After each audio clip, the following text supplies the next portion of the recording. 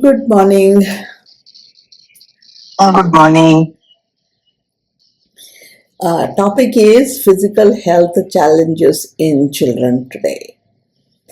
Now, it's interesting that children are growing up in environments, and this is what Steiner says, disconnected from their own bodies.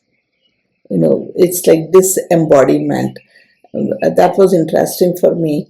It is not just the usual complaints that we see in the environment now, lack of uh, good food, less exercise, all of those are there. We blame it on the environment, pollution, all of that.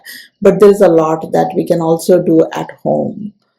You know, the emphasis now is more on overloaded nervous system, where the brain is also regulating how the body functions, the hormone secretion, the rhythmic lifestyle. All those leads or helps the child to rebuild their physical bodies. Deep sleep, proper breathing. Food is there. Food is definitely there. We need nutritional food. But again, rhythmic meal times, rhythmic bedtimes is something we are missing. And all of this is throwing my brain out of the way it is supposed to be developing, sequentially. So brain sculpting is what they call it. There is, without any medical problems, the children are facing developmental imbalances. We see weakening vitality in the childhood. It's more, I mean, we see that in the school a lot. Children cannot stand in the prayer for more than 20 minutes. If there's too much sun, at least two, three children faint. And compared to our times when we would be out for most of the time. Uh, so there is constant fatigue, low stamina. Breathing is also a problem in children these days. There is shallow breath, there is mouth breathing, there is no deep breathing. We didn't do any deep breathing practices per se, but we did a lot of chores. There was a lot of waiting and boredom, sigh, and go create your own thing. There was unstructured outdoor play, work, that was naturally sculpting the brain the way it is designed to, step by step. But now there's overstimulation. Children can't sleep well, children don't breathe well, children cannot even walk naturally. We are providing too many comforts. We are optimizing all problems for these protective gears that we have. Walking barefoot, I remember we always had thorns and we stamped on it and we had to sit down and remove the thorn and then move on. But now we have very comfortable shoes.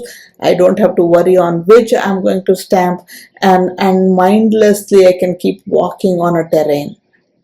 And while that's good, but then it's not really helping me slow down. So it is not just the food and the air pollution, all of that is there. In addition to that, whatever we can do is also something we are missing. Either there is not enough nourishment to the brain to slow down and develop, or there is inundation, and there is inundation. The slow process is going to help the brain or the body recuperate from those worn out cells. Just see, if you don't sleep well for a night, 2 nights, 3 nights, we cannot function very well.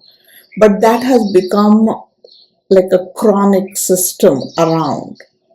So naturally there is this weakening of the physical energetic efficiency. So again, naturally children become very tired quickly despite eating the best food that we we anybody ever had before this. We have, of course, it may not be very natural, and we do get organic now, all of that is there. But You see this in general across generations. Across generations, I am definitely much weaker than my parents were. And unless my children consciously develop with all this sleep regimen, balanced eating, having rhythmic life, all of that, they will be weaker than what I am right now. So there is, if we do mindlessly, there is going to be this collapse of natural movement and development. As much as we moved, climbed, carried, balanced, were aware of what was happening around me, that is missing in children now. Again, because of comforts that we can afford. And those were neurological nutrition. And now children are not. We are getting it in the screen, in the ready-made stuff. I mean, even I don't have to physically work as much in the kitchen anymore as my mother used to. So we have compromised on the taste, on the quality for the time that I want to get. And what do I do in that additional time that I get is something I need to wonder about, especially for children, especially in the first 8 to 10 years of the child's life, which is the foundation. The physical body is the foundation for any other development. So if I want children to become resilient, to become more immune to what is happening around me, I need to allow child to feel themselves in their bodies. They need to be bored, they need to be pricked, they need to lift, they need to clean, they need to make space for themselves when they play. Rather than giving this quicksand, that's an amazing toy. I enjoy it too. It's very interesting, but the same thing, if they can go sit outside in the sand pit, they will find grains of all sizes, they will find rocks, they'll be uncomfortable sitting there, some bug may crawl out. All of that is preparing them physically, adapting them to develop immunity for the things that are around us. Now we have everything artificial, naturally available, cheap also. Lighting, we have lights going on until midnight, and we have forgotten the circadian rhythm. Somewhere we need to start building it and start dimming the lights by 7:30, 8 o'clock in the evening. So we wind down, the body shuts down slowly. Because of this artificial lighting, even the birds are confused in the urban setup, right? So bringing back as much as possible for at least the developing child until 10 years old is essential. We got to do, because we need to develop the resilience in the physical body. Any of the things we see around us, I live in an apartment complex, so there is lights. Even if I shut down within the house, there are lights all around. So there is brightness. I don't even have to turn on light at night. So I need to make an additional effort to draw the curtains, to have these opaque curtains, to ensure there is darkness, to get deep sleep. And you name it, we have excessive of everything: auditory input, overstimulating toys, fragmented attention. All of that is causing the bodily discomfort, and children don't know what the discomfort is. They get adapted to it. We are good in adapting, but that is also weakening. Somewhere overloading the sensory system that they can't, that's developing, and they can't understand it.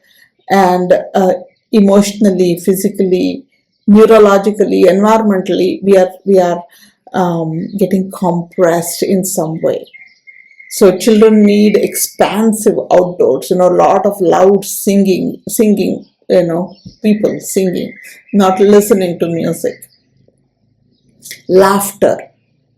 free breathing space, where free breathing space doesn't mean I take them in the outdoors and make them sit there, but when even in the home, the free environment where I can just be myself, a lot of running outdoors, maybe reciting poetry aloud. Yesterday I was talking to somebody and he was telling that they're experimenting on their grandchild as to how the child develops by giving him a lot of exposure in knowledge space. They pick some 10 topics for like 3 months time, like explore the volcanoes of the world or the highest mountains in the world, and the child can go Google it. Now there is ChatGPT. He can research, ask and read and be prepared ahead of time for the class. And I was just listening and I was like, oh my God, this is so much head up living, upper body living, so much in the head, knowledge, knowledge, knowledge. The child may sound very knowledgeable and he understands the whole world, but it is such a different experience knowing about the fish in the water through a video than actually going to a pond and searching for a fish and watching it, and even before you can see it, it's gone. And that is so much compared to even looking at a fish in an aquarium. There's totally different experiences. I remember as children, I don't know, it wasn't my brothers for sure, but it was my neighbors maybe. They would go to this little stream and they would make their own net with a piece of handkerchief, tie all four corners and kind of catch these tadpoles and carry it in the bottle and, bring it home to, cage them, so proudly. And that is so much of a different experience. So anywhere we are trying to make it easy and simpler and trying to inundate children with knowledge, we need to come back to the basics. Is my child sleeping well? Is my child rhythmically eating? Is there immunity building in my child? Is there sufficient family time, warmth that the child is feeling? Then there would be reduced obesity risk, there would be increased learning capacity, there would be reduced anxiety, there would be reduced physical irritability, all this leading to the physical health. And there are many other things happening, early puberty, accelerated development, all because somewhere the body is not given time and space to incarnate. The emotional maturity is faster or pushed to be sooner. The intellectual capacity is pushed to be sooner before paying attention to the physical body developing in rhythm, in alignment with the child development. And eventually we see that physical health being affected. And as parents, I think we need to make some resolves to bring back those rhythms, bring back those outdoors, bring back the warmth in the family, so the children can be physically healthy, which is the foundation for the entire life. Thank you.